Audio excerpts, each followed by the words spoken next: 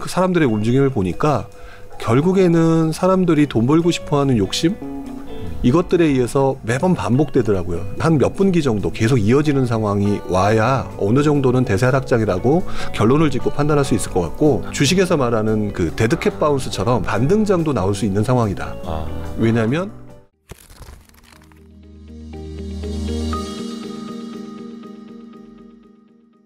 부동산 상승 신호, 하락 신호 요 책 이야기도 좀 해볼 텐데 이게 한 1년 좀 전에 나온 책이더라고요. 네네. 그 책에 보니까 앞부분에 그런 이야기가 있더라고요. 투자의 절대 공식이란 존재하지 않는다. 네네. 이런 이야기로 시작을 하던데요. 그러니까 어떤 의미입니까? 정말 많은 사람들이 좀 빨리 달성하기 위해서 그 사용하는 게 공식인 것 같아요. 그러니까 예를 들어서 뭐 대단지에 투자를 하라라든지 이제 뭐 주식에서도 보면은 몇 가지 공식들이 있잖아요. 마찬가지로 부동산에서도 대부분 다 알려진 공식들이 있는데 제가 해보니까 때마다 다르더라고요. 때마다 다르고, 예를 들어서 대단지에 투자를 하라고 그러고 그 다음에 역세권에 투자를 하라고 했는데 역세권에 투자를 했는데 오히려 떨어지거나 안 오르는 경우도 분명히 있다. 이런 것들을 보면서 되게 힘들었었거든요. 아니, 도대체 왜 이런 상황이 발생되느냐. 이제 그것들을 되게 고민하고 봤는데 항상 그 이전에는 무슨 인과관계가 있더라고요. 예를 들면 역세권이 오른다라고는 얘기를 하지만 이미 그 전에 많이 오른 아파트 단지 같은 건 또 오르지 않다거나 뭐 이런 몇 가지 그런 어떤 인과관계들이 존재하다 보니까 아, 이게 절대적으로 맞는 공식은 없구나. 오히려 그것들을 조금 제대로 한번 좀 파봐야 되겠다. 이렇게 하다 보니까 결론은 그거였던 것 같아요. 사람들의 심리를 제대로 이해하고 그 흐름에 맞춰서 그 투자를 하되 그때 공식을 적용하는 거다. 그것도 변한다. 네, 변하기 때문에 그런 거를 느끼고 난 다음부터는 이제 나름대로 잘 맞는 거예요. 그것들이. 그런데 여전히 저랑 똑같이, 예전에 저랑 똑같이 사람들이 막 그렇게만 가니까 그거를 보면서 아, 그거 아닙니다. 라고 얘기를 하다가 이제 답답해서 하는 소리가 이제 절대적인 공식이 없다. 그러니까 그 절대적인 공식이 있는 것처럼 착각하지 마라. 이렇게 표현을 많이 했던 거죠. 그러니까 사람들은 쉽고 빨리 가기를 원하니까 절대 공식이라는 게 있었으면 좋겠고. 그렇죠. 거잖아요. 그러니까 사람들의 생각이나 행동 변화가 상당한 영향을 미친다. 이렇게 이제 표현을 해주셨고요. 그러니까 대표적인 경우가 이제 저도 이제 뭐 강의를 하거나 또 할 때 하는 대표적인 사례가 김포가 2019년인가요? 18년인가 제가 정확한 연도는 기억이 안 나는데 입주 물량이 되게 많았었어요. 그러면 입주 물량이 많다는 얘기는 공급이 많다는 얘기니까 가격이 떨어져야 되잖아요. 근데 그때 김포가 급등을 했었어요. 뭐 김포뿐만 아니라 다른 동네도 그런 사례가 있었는데 그때가 그 나타났던 사례 중에 대표적인 게 뭐냐면 그때 김포를 빼고 나머지 지역에 다 조정 지역으로 묶였어요. 그러니까 사람들이 통로가 김포였던 거죠. 거의 21년 초에도 그러지 않았나요? 네, 그런 지역들이 꽤 있었기 때문에 그러니까 결국 그게 입주 물량이라고 하고 하는 수요 공급에 따른 공식, 이게 일반적으로는 맞지만 상황에 따라 좀 달라진다. 이 부분을 계속 얘기를 하고 싶었던 거죠.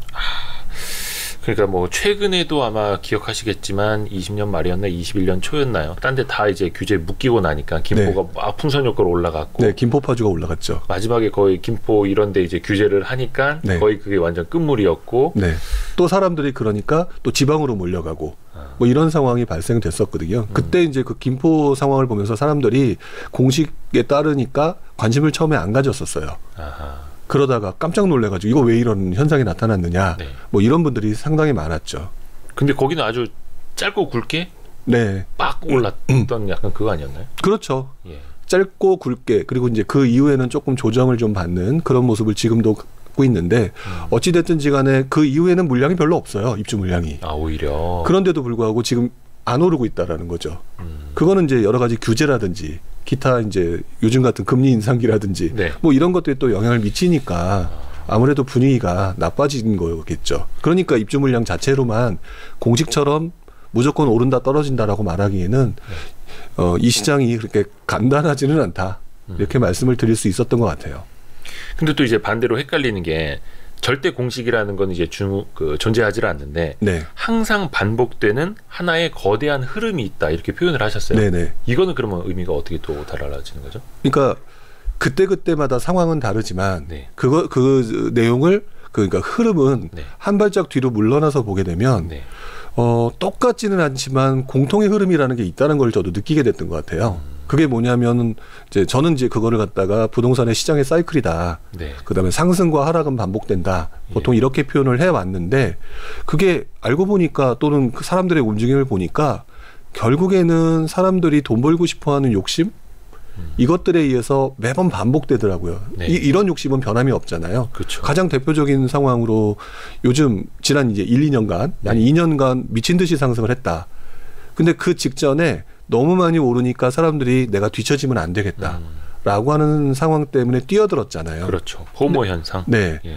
뛰어들었는데 또 그 사람들이 너무 많이 뛰어드니까 결국 그것을 받쳐주지 못하는 그 사람 다 사고, 다 사고 이런 상황이 발생되니까 또 떨어지는 거잖아요. 이런 것들이 꼭 부동산뿐만 아니라 주식도 그런 현상들이 발생하잖아요. 네. 그리고 우리가 알고 있는 경제 현상, 그러니까 경기순환이라고 하죠. 네. 경기순환도 이렇게 된다. 이게 다 사람들이 욕심부리면서 그렇죠. 나타나는 현상이니까 이런 큰 흐름은 매번 반복되는 것 같더라.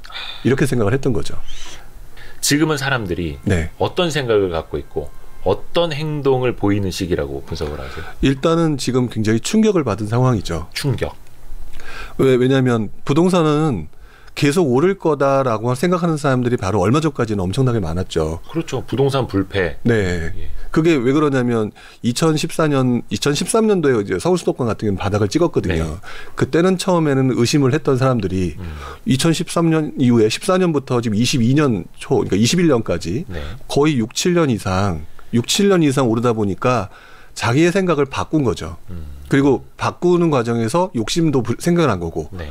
그러다가 지금 이제 전혀 예상치 않은 상황이 오니까 충격을 먹은 상황. 그러니까 지금 단기적으로는 급락장이 발생한 거라고 좀 보여져요. 근데 이제 이 급락장을 가지고 사실상 많은 사람들이 이제 대세 하락이다. 네. 또는 이제 아니다 이렇게 얘기들을 하시는 것 같은데 저는 아직 대세 하락장이다 또는 아니다 반등할 거다라고 함부로 얘기하기는 좀 어려운 시장인 것 같아요. 왜냐하면 이렇게 지금 심리가 급격하게 바뀐 게 결국 원인을 찾아보면 급격한 금리 인상이거든요. 그렇죠. 네, 이 급격한 금리 인상이 지난 몇 년간 돌이켜보게 되면 이렇게 급격하게 올라간 적이 별로 없었던 것 같아요. 네. 그러니까 상당한 충격이 지금 시장을 좀 헝클어놨다. 그래서 대세 하락장이라고 말하려고 한다면 이것들이 이제 한 몇 분기 정도 계속 이어지는 상황이 와야 어느 정도는 대세 하락장이라고 결론을 짓고 판단할 수 있을 것 같고 아직은 주식에서 말하는 그 데드캣 바운스처럼 네. 반등장도 나올 수 있는 상황이다.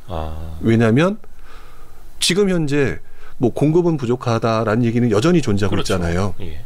그런 효과도 분명히 존재하는 상태에서 금리 충격이 너무나 크게 때렸기 때문에 약간 반등장이 나올 수 있는 상황도 존재한다. 약간 규제 완화가 나온다면. 네네. 그래서 저는 개인적으로는 대세 하락장이란 말에는 아직까지는 되게 좀 조심스럽게 말씀드리고 싶고 저 역시도 이 대세 하락장이 뭐 한 4분기 정도, 한 3분기 정도 계속 이어진다면 네. 저 역시도 하락장이다라고 인정할 것 같지만 아직까지는 인정하기보다는 조금 더 전 관찰하겠다. 이런 입장이에요.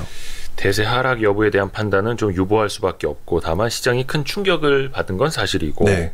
또 이제 많은 분들이 조금 이제 오해하시는 게 사실 금리가 오르더라도 이제 네. 경기가 좋아서 금리를 올리는 거면 네. 사실 시장에서 이거를 충격을 좀 잘 흡수를 하잖아요. 네, 그렇죠. 근데 지금은 거의 뭐 중동 오일 쇼크 이후로 거의 처음 보는 네. 가파른 금리 인상기보다 니까 시장이 네. 충격을 안 받을 수가 없는 상황인 거죠. 그렇죠. 그래서 평소에 뭐 금리 인상기에도 원래 부동산은 충격을 받지 않는데 라고 그걸 공식화했던 사람들 입장에서는 네네. 이거 뭐지?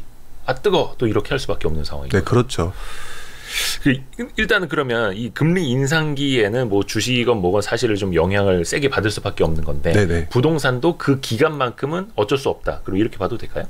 그러니까 저는 아무래도 저도 이제 부동산 투자라고 하는 관점으로 금리를 보니까 네. 그 시점에는 저는 금리 인상을 2단계로 나누는 편이에요. 금리 인상을 그러니까, 2단계로? 네, 2단계로 나눈다라고 하는데 아까 지금 좀 전에 말씀해 주셨던 것처럼 네. 경기가 좋기 때문에 금리 인상을 하는 거잖아요. 네, 네. 네. 경기가 좋기 때문에 금리 인상을 하는 과정에서는 당연히 그 시점에는 부동산 시장이 좋을 수밖에 없고 네. 관성의 법칙처럼 부동산 시장이 계속해서 상승세가 연결될 수밖에 없다. 네. 근데 이제 금리 인상이 계속되다 보면 결국 그 금리 인상이 경기 부분에 자극을 주잖아요. 안 좋은 영역 쪽으로. 그러면 결국에는 유동성이 줄어들게 되고 결국에는 부동산도 꺾일 수밖에 없는 구조로 흘러간다라고 생각하기 때문에 저는 부동산 시장에 있어서 금리 인상은 첫 번째 공식에 따라서 금리 인상하면 부동산이 떨어질 거야. 이게 아니라 일단은 금리 인상이 되더라도 그 시점 바로 직전의 인과관계를 봤었을 때는 부동산 투자를 이어가야 되는 게 맞다고 보여지고 금리 인상이 어느 정도 진행되면서 조금 그때부터는 저는 부동산 투자자들은 대외 변수를 좀 많이 봐야 된다고 생각을 해요. 네. 근데 부동산 투자자들이 대외 변수 이런 거 잘 무시하는 경우가 많죠. 그러니까 이 시점부터는 대외 변수를 좀 눈여겨보면서 조금은 흔히 말하는 엑시트 전략들을 펼치는 게 좀 더 정확한 것 같다. 그 엑시트라면 어떤 의미의 엑시트? 그러니까 부동산을 실수요는 대부분 다 하나를 가지고 있잖아요. 네. 하나는 저는 문제는 없다고 보거든요. 그렇죠. 근데 투자자 그리고 또 바로 그 직전에 상승장이면 좋은 게 좋은 거라고 한 채가 아니라 두 채, 세 채로 더 많은 수익을 보려고 했단 말이죠. 네. 근데 그 투자 자체는 보나마나 각종 레버리지, 대출이든지 전세라든지 레버리지를 통해서 들어오는 건데 이때쯤부터는 레버리지의 위험성이 발생되니까 이때부터는 매도를 통해서 자기 자산 포트폴리오를 좀 적게 부동산 분야를 좀 적게 만들어야 되는 게 맞다고 보거든요. 그게 저는 일종의 엑시트 전략이라고 생각을 해요. 그게 이제 어느 정도 금리가 다 올라서 어떻게 보면 이제 시장이 좀 거래가 좀 생길 때쯤을 말씀하시는 걸까요? 거래가 생긴다기보다는 이미 신호는 부동산 시장에 나타난다고 보여지거든요. 네. 보면 가장 대표적인 게 금리 인상을 한다는 얘기는 아마 바로 직전에 금리 인상하기 전에 충분히 감당하겠다라고 판단하고 아마 대출을 많이 받으셨을 거예요. 근데 금리 인상을 하게 되면 이제 견뎌내기가 힘든 거죠. 그렇죠. 그러면 우리가 예를 들어서 보면은 뭐 주택부담지수라든지 이런 것들을 보게 되면 어느 정도 선은 넘어갈 것이고 또는 실제 시장에서 거래량은 줄어들겠죠. 근데 거래량은 줄어드는데 심리적으로는 아직 올라갈 거야라고 해서 그렇게 많지 않은 거래에도 불구하고 가격은 신고점을 찍는 경우가 발생하거든요. 주식에서도 원래 거래량 없으면서 고점 찍으면 조금 위험이라고 얘기하잖아요. 그렇죠. 예, 똑같은 현상이라고 저는 생각을 해요. 다만 그게 주식은 압축돼서 나타나고 단기간에 그리고 상대적으로 부동산은 길게 나타난다고 보거든요. 그 신호를 보면서 저는 빠져나오는 게 맞다. 그래서 저 같은 경우가 작년부터 연끌하지 말라고 했던 가장 큰 이유 중에 하나가 거래량 부족이었어요. 거래량이 줄어들고 거래량이 줄어든다는 얘기는 일단 가지고 있는 사람들은 물건을 안 넣을 것이고 근데 기껏해 한두 개 나오는 물건들 가지고 거래를 하면은 항상 신고가를 찍고 이거는 결국에는 좀 위기 상황으로 갈 수 있는 부분이 분명히 있을 것 같다. 그리고 그 부동산 시장 7단계 사이클을 많이 이제 언급을 해주시고 이 책에도 담겨 있는데 혹시 이제 모르시는 분들 위해서 제가 대신 읽어드리면 그래도 좋은 것부터 출발해요. 이게 원이어서 사이클이기는 한데 상승기, 확산기, 급등기, 쇠퇴기, 침체기, 회복 준비기, 회복기, 그리고 다시 상승기 이렇게 7단계로 돌기는 하더라고요. 자, 그러면 현재는 어디쯤 와 있다고 볼 수 있을까요? 일단 많은 분들이 결론을 내기를 원하시니까 일단 제가 결론 내드리겠습니다. 상승기는 아닙니다, 여러분. 뭐 그거는 뭐 다들 아실 것 같고 제 개인적으로 생각으로는 급등기에서 쇠퇴기의 힘겨루기라고 생각을 해요. 급등기에서 쇠퇴기. 쇠퇴기 과정 힘겨루기. 쇠퇴기에서 침체기가 아니라요? 쇠퇴기에서 침체기가 는 그 과정이 아니라 그 전 단계라는 거예요. 쇠퇴기라고 미리 확정을 시키게 되면 이것조차도 저는 시장에 영향을 준다고 생각을 해요. 제가 그러니까 뭐 제가 뭐 잘나서가 아니라 쇠퇴기라고 그 확정을 짓는 순간 사람들은 그것을 기준으로 판단을 하게 되어 있거든요. 그렇죠. 그것을 기준으로 판단하게 돼 있는데 아까 좀 전에도 말씀을 드렸듯이 아직 제가 이게 반등장이 나올 수도 있고 그런 상황에서 지금 뭐라고 딱 정해서 말하기는 좀 어렵다. 그렇기 때문에 작년 8월 정도까지죠. 2020년 1월부터 2021년 8월까지는 흔히 말하는 정말 많이 오르는 급등장이 왔었고요.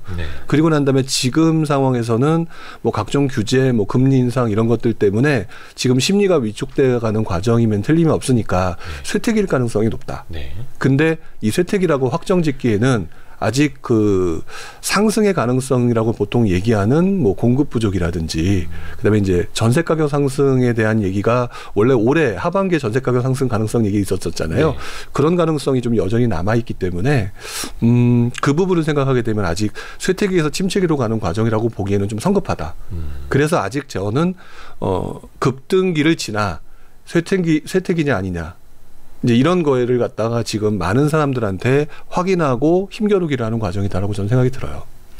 그러면 부동산 시장의 7단계 사이클이 네. 꼭 7단계를 순환적으로 갑니까? 아니면 얘가 약간 샛길로 지름길로 어디론가 갈 수도 있습니까? 그러니까 예를 들어서 네네. 쇠퇴기 다음이 이제 침체기, 네. 그 다음이 회복 준비 이렇게 되어 있는데 네. 쇠퇴기에서 혹시나 바로 뭐 회복 준비기로 가든지 회복기로 가든지 네네. 샛길이 있을 수도 있나요? 있다고 저는 생각을 해요. 왜 그러냐면 결국 그 부동산의 움직임이거나 시장의 경제 상황의 움직임은 네. 정부 정책에 따라서 달라질 수도 있고 또는 이제 급변하는 시장 환경에 따라 달라질 수 있는 거잖아요. 네. 그래서 급등기라고 지금 표현하고 난 다음에 그 다음에 이제 쇠퇴기로 진입하는 것 같다라고 얘기를 하게 되면 그 다음에 예를 들어 여러 가지 조건에 따라서 생각보다 더 떨어지지 않고 반등을 보인다라고 하면 아마 사람들은 이게 쇠퇴기가 아니구나, 조정기구나, 조정받고 다시 움직이구나. 그러면 나중에 시간이 지나고 난 다음에 급등기 구간 안에 있었던 조정장 사이다라고 생각할 수도 있는 거잖아요. 그러니까 그거를 갖다 지금 판단할 수는 없다고 생각이 들어요. 우리가 알고 있는 주식에서 말하는 엘리어트 파동도 네. 그 당시에는 모르잖아요. 지나고 봐야 알죠. 지나고 나야 확정시키는 거고. 왼쪽 어깨인지 뭐가 오른쪽 어깨인지 이것도 지나고 봐야 아는 거니까. 네, 그러니까요. 그러니까 엘리어트 파동을 가지고 너무 단정적으로 얘기하셔서 지금은 무슨 시절이다. 이게 안 되잖아요. 네네. 마찬가지로 지금 저도 이 7단계를 나누고 있는 거는 지나고 보니까 이런 결과가 있었다. 그래서 그리고 그나마 사람들이 궁금해하시니까 네. 어쨌든 분위기가 워낙 안 좋으니까 지금 쇠퇴기 쪽으로 접어들 가능성이 되게 높아 보인다라고 하는 차원으로 말씀드리는 거지 샛길로는 분명히 빠질 가능성이 있다. 예를 들어서 네. 그런 경우가 있었어요. 진짜로. 네. 예를 들어서 97년에 IMF 외환위기가 있었잖아요. 예. IMF 외환위기가 있고 난 다음에 김대중 대통령이 이제 부동산 활성화 정책 피면서 네. 그러면서 제 기억으로는 2003년까지 급등을 했었어요. 그러면 98년도부터 바닥을 찍고 올라갔다고 치면 네. 99, 2000, 2001, 2002, 2003, 5년이라고 하는 꽤 오랜 시간 동안 상승을 했거든요. 네. 꽤 오랜 기간 상승을 했었는데 상승을 하고 난 다음에 2003년에 그 노무현 대통령 네. 시절에 12구 대책이 나와요. 그리고 2004년 1년간 흔히 하는 말로 침체장이 옵니다. 네. 근데 그거를 지금 어느 누구도 침체장이라고 얘기하지 않아요. 아, 지나고 나서 보니까 조정장이라고 얘기를 하죠. 짧았던 조정. 네. 왜냐하면 그 다음에 2005년, 6년, 7년 우리가 알고 있는 불장이 왔었거든요. 네. 이러니 함부로 얘기할 수가 없는 거죠. 이쯤에서 질문. 부동산 전문가라고 하면 네. 그럼 그 다음에 불장이 올지 몰지 이거 좀 내다봐야 되는 거 아니냐. 네. 이렇게 생각하시는 분들 분명히 계실 거예요. 네. 그 도사의 환상이라고 생각해요. 도사의 환상이다. 그러니까 경험이 많은 사람일 뿐 네. 신점을 치는 사람이 아니다. 근데 그분들은 나름대로의 기준을 갖고 약간 좀 어떤 명확한 그런 것들을 원하시는데 제가 아는 한 어느 누구도 100% 맞출 수는 없다고 생각이 들고요. 경험이나 기타 나름대로의 논리 이런 것들 통해서 한 7, 80% 정도는 맞출 수 있을 수 있다고 보거든요. 근데 문제는 나머지 20, 30%예요.